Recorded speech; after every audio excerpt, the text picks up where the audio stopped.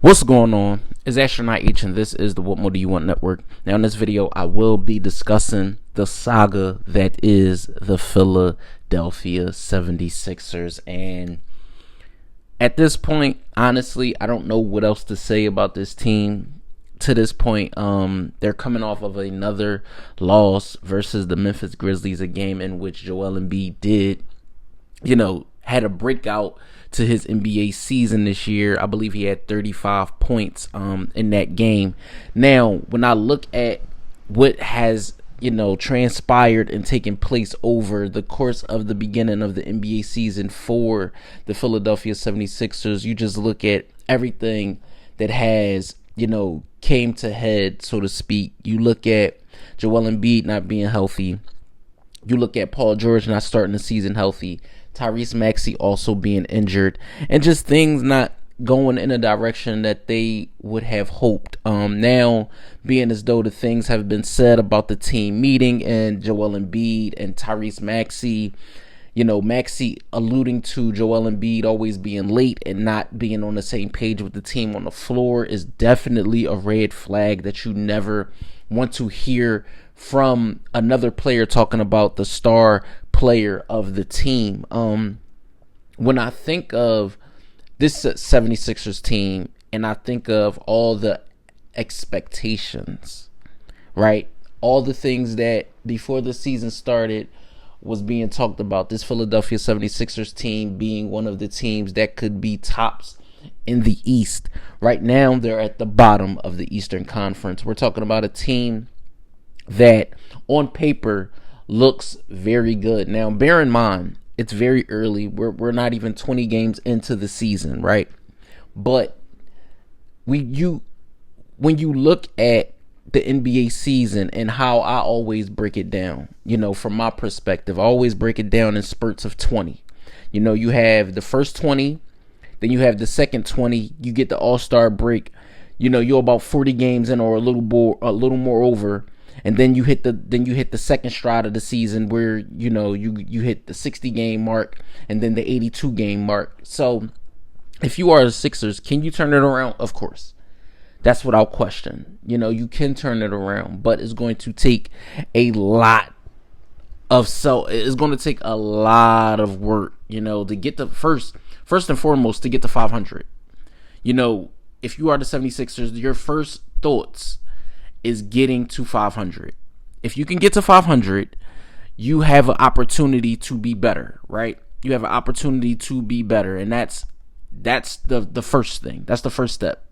Be 500, get better. Now, over the course of the Sixers' next 5 games, they have some formidable opponents that I can see them beating, but it's not going to be easy. They play versus the Nets in the NBA Cup. That's their next game. Then they face the Clippers, the Rockets, the Pistons, which is not going to be easy, and the Charlotte Hornets, who we know have LaMelo Ball playing at an unbelievable all-star level. Now, when I look at that schedule and I look at the turmoils and the things that the team has been facing, now mind you, Tyrese Maxey, first game back was versus the Memphis Grizzlies, didn't have an all-world performance, but when you look at just the capabilities of this 76ers team, Jared McCain is playing great. Paul George, I believe he's still dealing with a few bumps and bruises himself. But for Joel Embiid to play 35 minutes and score 35 points and grab 11 rebounds, that's very, very promising. But again, like I said, when you don't have, I believe right now for the Philadelphia 76ers, there's a chemistry issue. There's something not clicking with this group. Yes, injuries happen, but I believe with this particular group, having so many, things go wrong in the early parts of the season, I believe now there's a case in point of maybe there's some finger pointing in the locker room. Maybe there's some guys rumblings and saying, maybe I shouldn't have came here. You look at all the free agent acquisitions that they acquired. You look at the Reggie Jacksons, the Andre Drummonds. You look at the Eric Gordons, the Yabuseles, the Caleb Martins. You look at all these free agent acquisitions that they made during the offseason.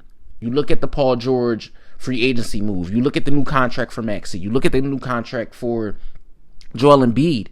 And, you know, for Nick Nurse, this being, I believe, his second season with this group, if I'm not mistaken. And, you know, there's already rumblings about the Sixers not being able to get past the second round. Haven't been to the Eastern Conference Finals in some time. Haven't been to the NBA Finals in almost 25 years. So you look at a team in the Sixers where this record could be, you know, it could be something or it could be nothing at all, right? We could be looking at this team in April and saying, man, what happened in November, we just pushed to the side because now this team is poised to make a late season run.